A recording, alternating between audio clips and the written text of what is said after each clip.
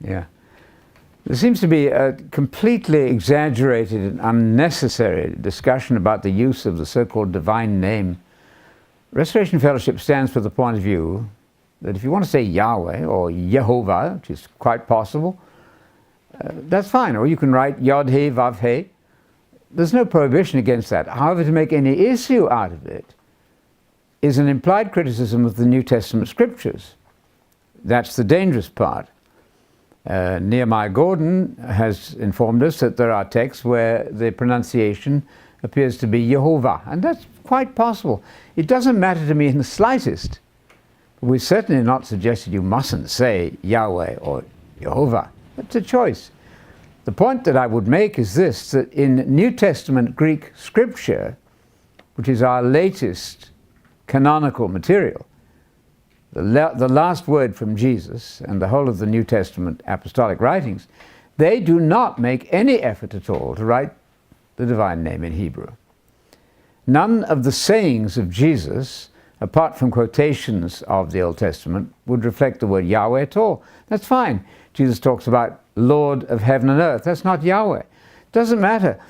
It so happens that Jesus obviously prefers the title Father. That's the concentration in the words of Jesus. So if you want to sound like Jesus, you can go on using Father rather than Yahweh. So it's a complete non-issue.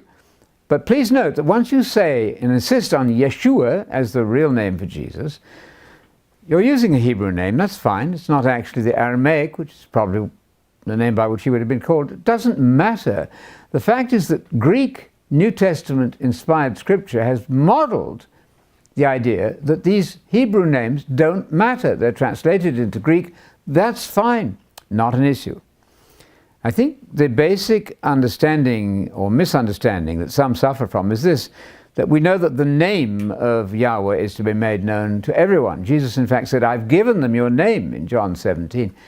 But you see, we're hearing that possibly as Westerners, and we're reading it through the very dull understanding of the Western world, instead of hearing that in a Hebraic setting. What that means is the name, everything that God stands for, is to be made known. His character, his plan, every ounce of truth about God is to be made known. That's God's name.